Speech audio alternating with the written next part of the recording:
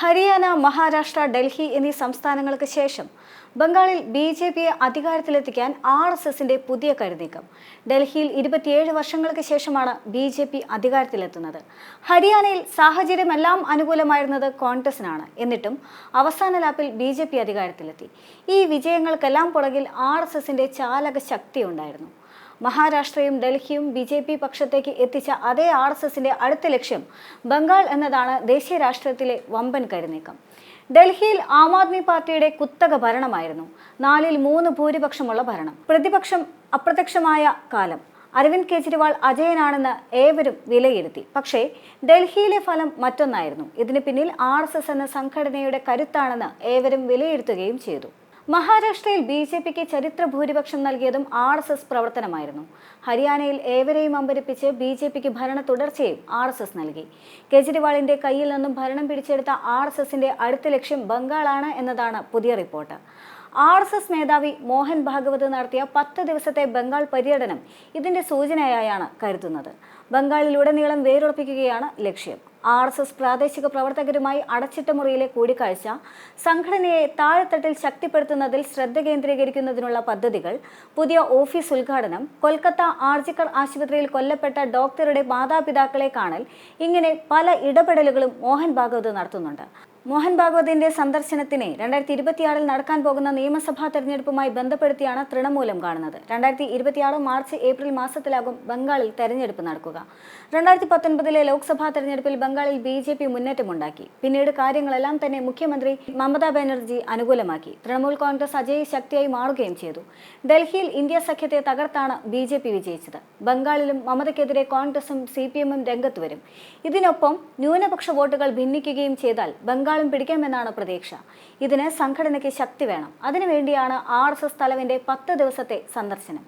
ഇത്രയും അധികം ദിവസം നാഗ്പൂർ വിട്ട് ആർ.എസ്.എസ് തലവൻ മാറി നിൽക്കുക എന്നത് അത്യപൂർവം തന്നെയാണ്. മോഹൻ ഭാഗവതിന്റെ ബംഗാൾ സന്ദർശനം ഞായറാഴ്ച റാലിയോടെ സമാപിക്കുകയും ചെയ്യും. പൂർബ ബർധമൻ ജില്ലയിലെ സ്പോർട്സ് അതോറിറ്റി ഓഫ് ഇന്ത്യയുടെ ഓഡിറ്റോറിയത്തിൽ വെച്ച് സ്വയം സേവകർ ഉൾപ്പെടെയുള്ളവരുമായി അദ്ദേഹം അഭിസംബോധന ചെയ്യും.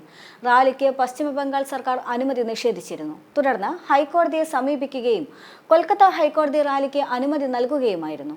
പരീക്ഷ നടക്കുന്ന സമയമായതിനാൽ തന്നെ പരീക്ഷാർത്ഥികൾ അസ്വസ്ഥതയുണ്ടാകുമെന്ന് പറഞ്ഞായിരുന്നു സംസ്ഥാന പോലീസ് അനുമതി നിഷേധിച്ചത്. ഇതെല്ലാം തന്നെ ആർ.എസ്.എസ് അനുകൂലത ബംഗാളിൽ സൃഷ്ടിച്ചുവെന്ന വിലയിരുത്തൽ പരിപാടിനുമുണ്ട്.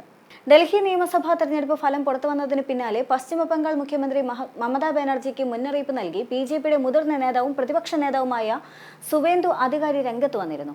ഡൽഹിക്ക് ശേഷം പശ്ചിമ ബംഗാളാണ് അടുത്തത് എന്നായിരുന്നു സുവേന്ദു അധികാരി പറഞ്ഞത്. ഡൽഹിയിൽ തങ്ങൾ വിജയിച്ചു. അടുത്ത വർഷം, അതായത് 2026 ബംഗാളിലെ ഊഴമാണ്. ഡൽഹിയിൽ താൻ പ്രചരണം നടത്തിയ ബംഗാളിൽ ആധിപത്യമുള്ള പ്രദേശങ്ങളിൽ ബി.ജെ.പി വിജയിച്ചതായും അധികാരി പറയുന്നുണ്ട്. ഡൽഹിയിലെ ബംഗാളി ഭൂരിപക്ഷ പ്രദേശങ്ങളിൽ താൻ പ്രചാരണം നടത്തി. അവിടെ അടിസ്ഥാന സൗകര്യങ്ങൾ മോശമാണ്. അവർ ഡൽഹിയെ തകർത്തു. ഡൽഹിയിലെ മിക്ക ബംഗാളി പ്രദേശങ്ങളിലും ബി.ജെ.പി അനായാസ വിജയം കാണുകയും ചെയ്തു. അത് ബംഗാളിലും ആവർത്തിക്കും എന്നായിരുന്നു അദ്ദേഹത്തിന്റെ വാക്കുകൾ. ബംഗാൾ ബി.ജെ.പി അധ്യക്ഷനും എം.പിയുമായ സുഗാന്ത മജുംദാറും സമാന മുന്നറിയിപ്പാണ് നൽകിയത്. അടുത്ത നിയമസഭാ തെരഞ്ഞെടുപ്പിൽ ബംഗാളിലെ ജനങ്ങളും ബി.ജെ.പിക്ക് വോട്ട് ചെയ്യുമെന്നും ഡൽഹി ആവർത്തിക്കുമെന്നും സുഗാന്ത മജുംദാർ പറഞ്ഞു. മമതയുടെ നേതൃത്വത്തിലുള്ള തൃണമൂൽ കോൺഗ്രസ് സർക്കാരിനെ വേരോടെ പിഴുതെറിയാനുള്ള ശ്രമത്തിലാണ് ബി.ജെ.പി. അതിനുള്ള പ്രചരണങ്ങളാണ് അവർ പയറ്റുന്നത്. ആർ.എസ്.എസ് പിന്തുണയുണ്ട് എങ്കിൽ ഇത് സാധ്യമാകുമെന്നാണ് ബി.ജെ.പിയുടെ വിലയിരുത്തൽ. എന്നാൽ ബംഗാളിന് മുൻപേ തന്നെ ആർ.എസ്.എസ് ബി.ജെ.പി കൂട്ടുകെട്ടിൽ മറ്റൊരു സംസ്ഥാനം കൂടി തെരഞ്ഞെടുപ്പിന് തയ്യാറെടുക്കുന്നുണ്ട്.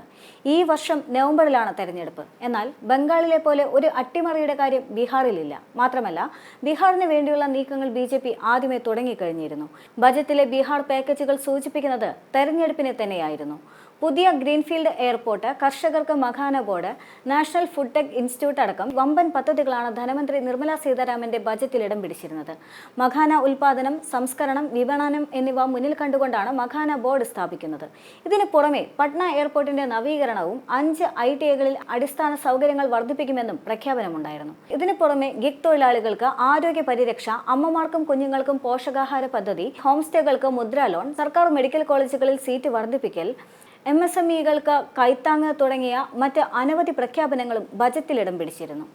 അതായത് ബി.ജെ.പിയെ മുൻനിർത്തിക്കൊണ്ട് ആർ.എസ്.എസ് ലക്ഷ്യം വെക്കുന്നത് ഒരു ഓൾ ഇന്ത്യ പാക്കേജ് ആണ് എന്ന കാര്യത്തിൽ യാതൊരു തർക്കവുമില്ല.